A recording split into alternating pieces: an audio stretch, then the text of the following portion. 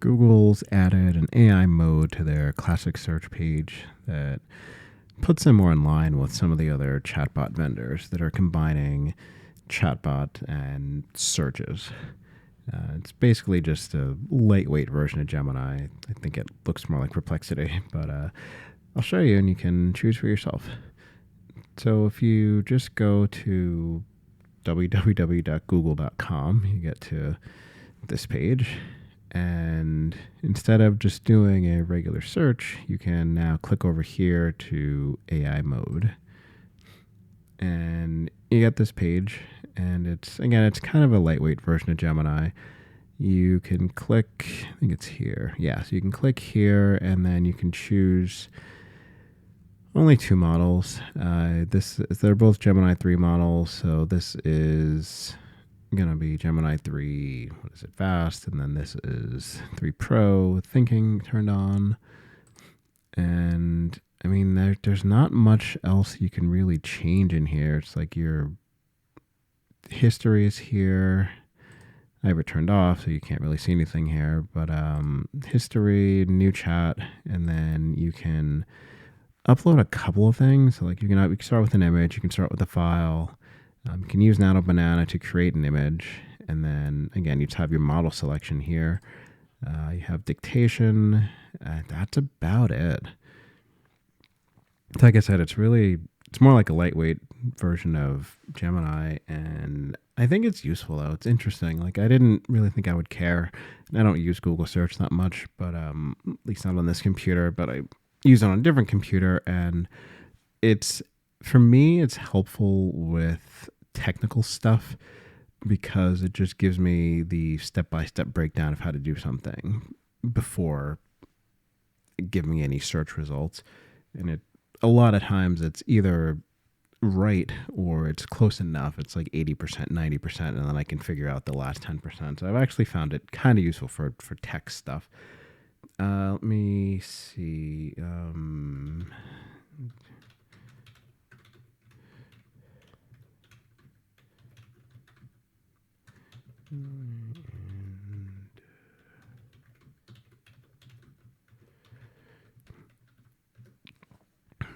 So I'm just going to give you an example. This is how to create a video overlay in DaVinci Resolve Studio. You don't have to really know what that means. It's just kind of putting a video on top of video in a video editing software. And this is more like chatbot first. So here's my prompt, and then here's step-by-step. And then on the right here, it actually has the citing sources, basically.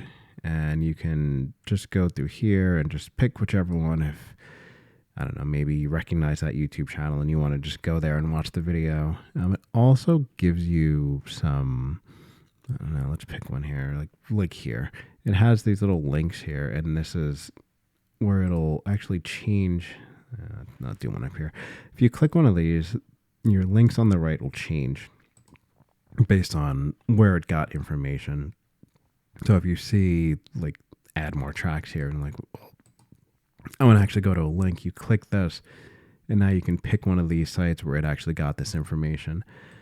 That's kind of useful if maybe the step didn't work right for you, and you're just like, well, wait. And you go to the page, and you can see if it actually hallucinated or whatever.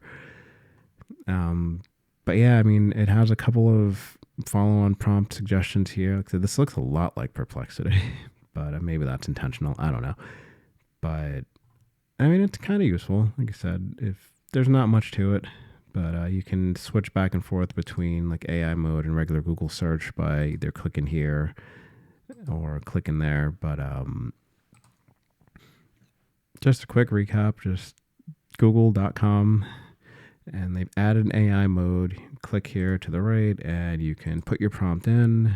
You can upload an image, upload a file. You can create images with Nano Banana. You can select from 2 models.